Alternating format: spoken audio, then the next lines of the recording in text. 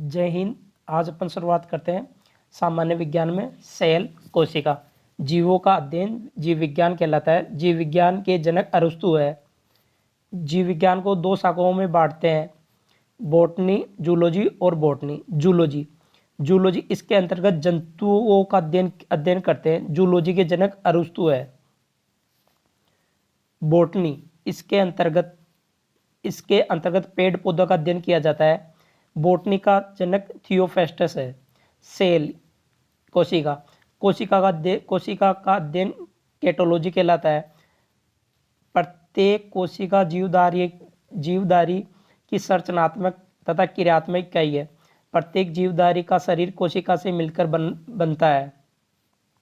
सर्वप्रथम कोशिका की खोज 1665 ईस्वी में रॉबर्ट हुक ने किया, किंतु इन्होंने मर्त कोशिका की खोज की। इन्हें फादर ऑफ केटोलॉजी कहते हैं। मर्त कोशिका को नेफ्रोसिस कहते हैं। रॉबर्ट ब्राउन ने अपनी कोशिका संबंधी खोजों का वर्णन माइक्रोग्राफिया पुस्तक में किया। सर्वप्रथम जीवित कोशिका की खोज 1664 ईस्वी में एंटोनी वॉन लुवेनहोक ने किया। इन्हें फादर ऑफ बैक्टीरियोलॉजी कहते हैं। स्लाइडेन एंड स्वान ने कोशिका सिद्धांत दिया, कहा कि शरीर कोशिका से मिलकर बना होता है, अतः कोशिका शरीर की सबसे छोटी इकाई है। सबसे छोटी कोशिका माइक्रोप्लाज्मा की होती है। सबसे बड़ी कोशिका शुतुरमुर्ग का अंडा होता है। सबसे लंबी कोशिका तंत्रिका तंत्र ब्रेन या स्नायु कोशिका होती है। मानव में सबसे बड़ी कोशिका अंडाणु होती है। मानव में सबसे छोटी कोशिका शुक्राणु होता है। तंत्रिका कोशिका में किसी भी प्रकार का विभाजन नहीं होता, अतः यह क्षतिग्रस्त कोशिका को ठीक नहीं कर सकता। इस कारण सर में चोट लगने पर शीघ्र मृत्यु हो जाती है। सबसे तेजी से कोशिका विभाजन लीवर, जिगर या यकृत में होता है। यह अपने क्षतिग्रस्त कोशिका को स्वतः ही ठीक कर सकती है। कोशिका के अंग।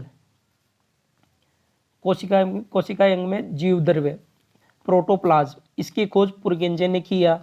ये एक तरल गाढ़ा पदार्थ होता है। हेक्सले ने इन्हें जीवन का भौतिक आधार बताया। सभी जैविक क्रिया इसी द्रव के अंदर होती है। इसका 80% भाग जल का बना होता है। ये दो प्रकार का होता है, कोशिका द्रव, केंद्रिका द्रव। कोशिका द्रव कोशिका को सूखने से बचाता है। कोशिका भित्ति सेल वॉल, ये सेलुलोज का बना होता है और पादपों में पाया जाता है। यह पेड़ पौधों को सुरक्षा देता है। जीवाणु एक पादप होता है जिसकी कोशिका भित्ति पेप्टिडोग्लाइकेन की बनी होती है। कवक की कोशिका भित्ति काइटिन की बनी होती है। कोशिका झिल्ली सेल मेम्ब्रेन, ये जंतु तथा पादप दोनों में पाई जाती है।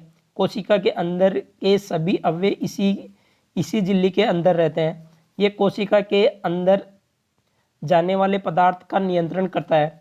यह अर्धपारगम्य होता है, कुछ ही वस्तुओं को अंदर जाने देता है। माइटोकॉन्ड्रिया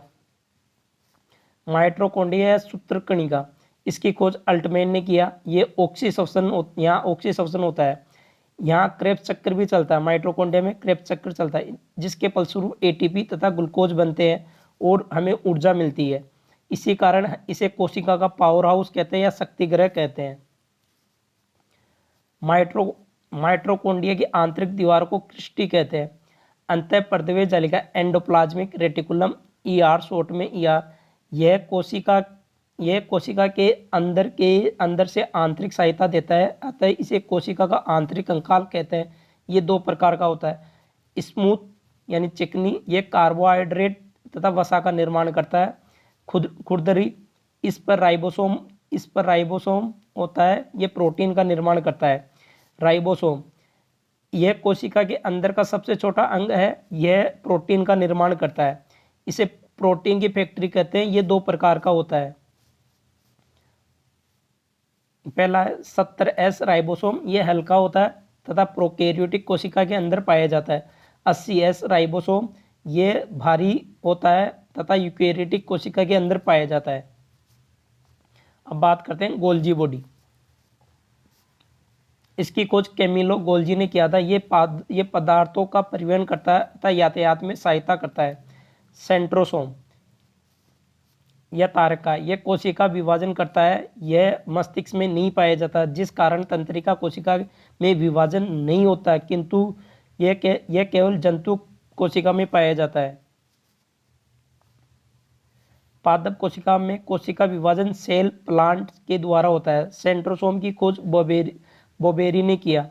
लाइसोसोम यह कोशिका के अंदर पाचन का कार्य करता है। इसके अंदर जल अपघटन एंजाइम पाया जाता है। कोशिका के अंदर कोई अंग यदि काम नहीं करता तो यह उस अंग को नष्ट कर देता है। जब पूरी कोशिका कार्य नहीं करती तो यह कट जाता है जिससे पूरी कोशिका नष्ट हो जाती है। अतः इसे आत्मघाती थैली या एटम बम भी कहते हैं। इसकी खोज डी ड्यूवे ने किया। आरबीसी के अंदर लाइसोसोम नहीं पाया जाता, अतः आरबीसी मरने के बाद स्प्लीन, प्लिया या तिल्ली में पाई जाती है, जिस कारण स्प्लीन को आरबीसी का कब्र कहते हैं। धन्यवाद।